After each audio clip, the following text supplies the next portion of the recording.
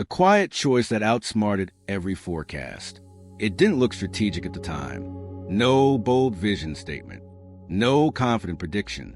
Just a quiet decision made while everyone else was focused on louder, more obvious moves. And yet, that choice would later outperform every forecast built to ignore it. The company sat at a familiar crossroads. Analysts projected steady growth. Models mapped clear trajectories. The future looked predictable enough to plan around. But inside the organization, something felt misaligned. Not broken, just slightly off. The numbers made sense, but the behavior behind them didn't. To understand why this choice mattered, we need to rewind to the moment forecast became the problem. Every projection assumed continuity. That customers would behave tomorrow the way they behaved yesterday. That markets would evolve gradually. That efficiency would always beat adaptability. The models were elegant, logical, and deeply fragile. A small internal team noticed something the forecasts couldn't capture. Users were changing direction faster than expected. Not dramatically, subtly, they explored new paths, abandoned old habits, responded more to speed than scale, more to flexibility than polish. These shifts didn't break the model. They slipped past it. Leadership faced a decision. They could follow the forecast, optimize for predicted demand, and reinforce the existing roadmap, or they could act on incomplete signals, behaviors that felt real but refused to resolve cleanly into charts and projections. Most companies choose certainty. This one didn't. They made a quiet adjustment, reallocated resources away from the most profitable initiative, slowed an expansion analysts praised, invested instead in something that didn't yet justify itself on paper, adaptability. No announcement followed. No reassurance was offered. The decision barely registered outside the company. Internally, it raised eyebrows. Why step away from a path everyone agreed was safe? Because safety was already priced in. This is where the reveal begins. The quiet choice wasn't about defying forecasts for the sake of boldness. It was about recognizing their limits and trusting real behavior over theoretical confidence. And once that choice was made, the company began moving in a direction no model could accurately predict, but reality soon would. The effects of the quiet choice unfolded slowly, almost invisibly.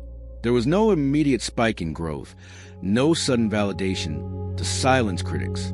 In fact, the early signs looked underwhelming. Short-term metrics softened, efficiency dipped. Teams questioned whether the shift had been a mistake. But beneath the surface, something important was changing. The reveal deepened as user behavior began diverging from the forecasts in measurable ways. While predicted segments plateaued, unexpected ones expanded. Features built for adaptability were used in ways no scenario model had accounted for. Customers lingered longer, experimented more freely, and returned with clearer intent. The numbers didn't explode. They reorganized. Internally, tension grew. Some leaders argued for course correction. The forecast still showed a safer path. Investors asked why the company wasn't leaning harder into proven revenue streams. Engineers felt pulled between maintaining legacy systems and building for flexibility. The quiet choice demanded patience in an environment addicted to validation. Then the external world shifted. A market disruption rippled across the industry, not catastrophic, but decisive. Supply chains tightened. User expectations compressed. Timelines accelerated. Companies optimized for efficiency struggled to respond. Roadmaps built on continuity snapped under pressure. This company felt the impact too, but differently because adaptability had already been built into the system. Teams reconfigured priorities quickly. Features were reshaped instead of replaced. Infrastructure absorbed change without cascading failures. What had looked inefficient months earlier now looked prescient. The conflict sharpened as competitors scrambled. Some attempted rush pivots, constrained by rigid architectures and commitments locked in by earlier forecasts. Others froze, waiting for clarity that never arrived. Meanwhile, the quiet choice began revealing its full weight. The company wasn't moving faster than everyone else. It was moving with less resistance. Still, the test wasn't over. As demand surged unpredictably, hidden weaknesses surfaced. Systems designed for flexibility, were now pushed toward scale. Data pipelines strained. Performance wavered at critical moments. The quiet choice had outsmarted the forecast, but now it faced a harder question. Was adaptability enough? Without a foundation built to carry it forward? The answer would decide whether the choice became a lasting advantage, or just a clever deviation undone by its own success. The strain exposed a truth the forecast had never acknowledged. Adaptability without reinforcement creates speed, but speed without strength creates fracture. The company had moved ahead of the curve. Now it had to survive there. The conflict escalated quickly. As unpredictable demand surged, pressure hit every layer of the system. Flexible features attracted new users faster than expected. Workflows bent in creative ways. But the underlying infrastructure, still partially anchored to old assumptions, began to show stress. Latency appeared where none had existed. Data lagged behind real behavior.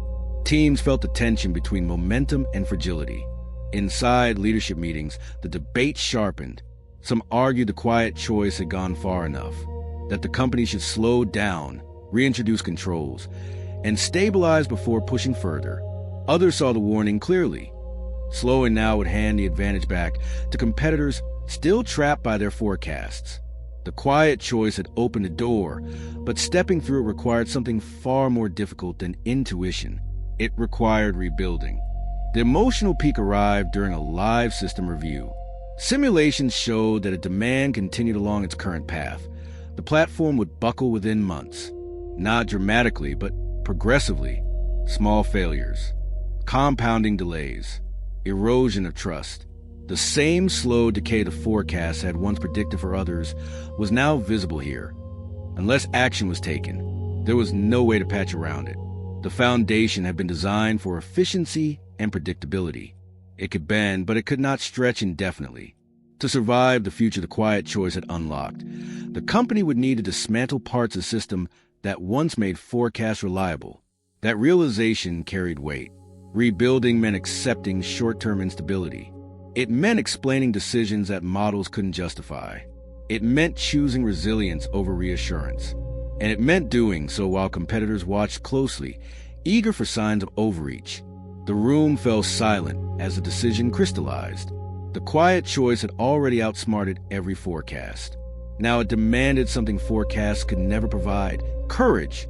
Because the final test wasn't whether the company could see beyond models. It was whether it could rebuild itself fast enough to live there. They committed to the rebuild, not loudly and not with promises, but with focused urgency. The quiet choice that once defied forecasts now required a foundation capable of carrying uncertainty without breaking.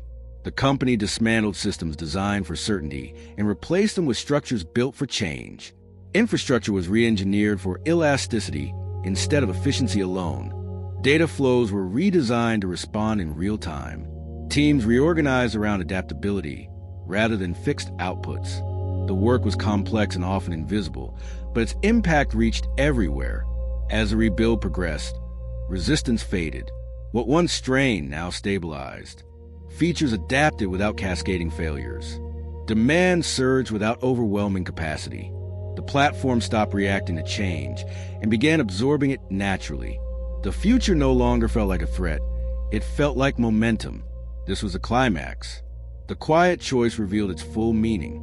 It wasn't about rejecting forecasts. It was about understanding their blind spots. Models describe patterns. They don't create them.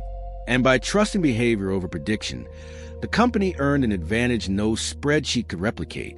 In the resolution, the lesson became clear. Outsmarting forecasts doesn't require brilliance. It requires humility, the willingness to admit that certainty is often an illusion. The companies that endure aren't the ones that predict the future perfectly. They're the ones that build systems strong enough to meet it, even when it arrives unannounced. The quiet choice succeeded because it was patient, deliberate, and aligned with reality instead of reassurance. And long after the forecasts were forgotten, its impact remained. Sometimes the smartest move is the one no model can see coming. The quiet